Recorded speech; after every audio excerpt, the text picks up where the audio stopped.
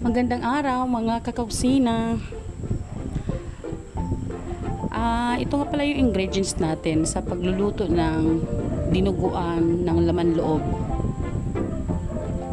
Yan sila, naka-ready na sila at iluluto na lang. Yung dugo natin, sinala po natin yan. Ayan na, magpapaapoy na tayo.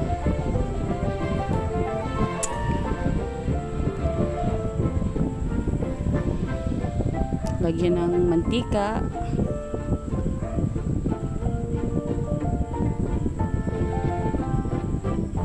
Then sibuyas or onion. Una ko ilagay ang sibuyas kasi yung bawang mabilis siya masunog. Next ang bawang. Tapos halo-halo lang ulit.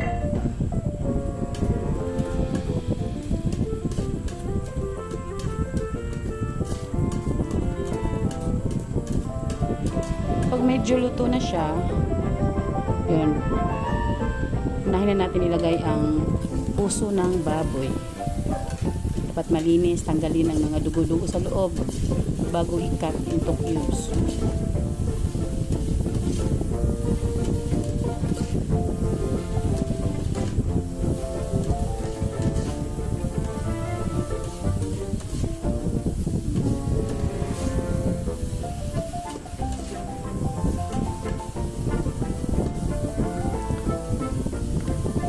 Sunod na ilalagay ang bituka ng baboy. Pinakuluan na natin yan siya sa luya at laurel para pantanggal langsa. Halo-halo lang ulit, gisa-gisa lang ulit para walang amoy at hindi malansa.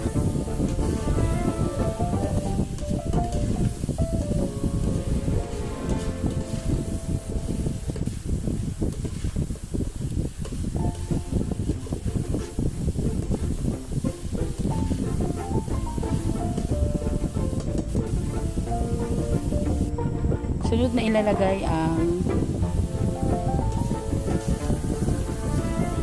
atay ng baboy.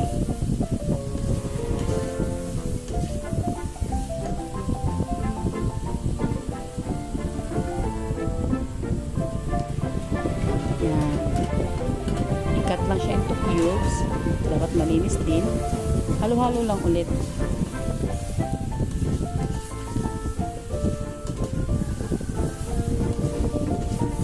Mga kakusina, first time ko magluto ng dinuguan sa buong buhay ko. Nood lang ng YouTube, tapos Google search. Marami naman lalabas na mga example.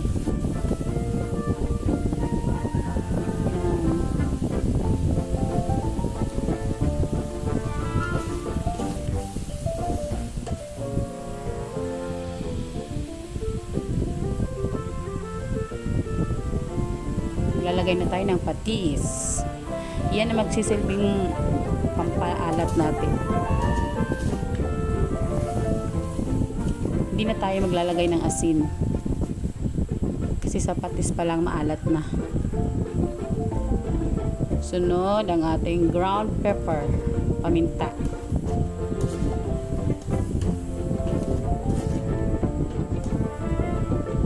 Pampalasa.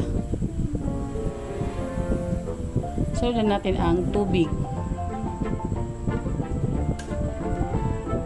Actually, isa't kalahating baso ang nalagay ko dito eh. Sobra na pala yun.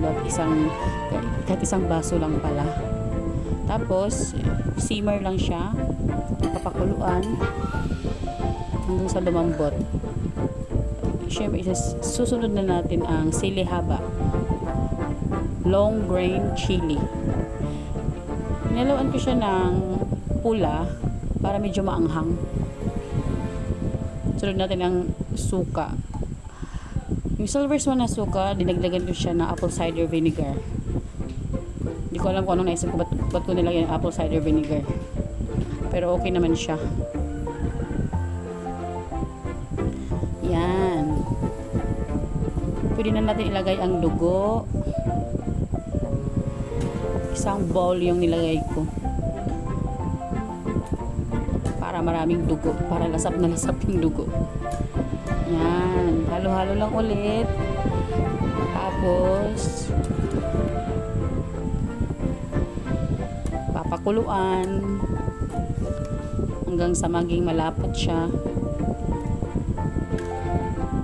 Hanggang lumambot yung mga laman loob niya. Yan. Kumukulo na.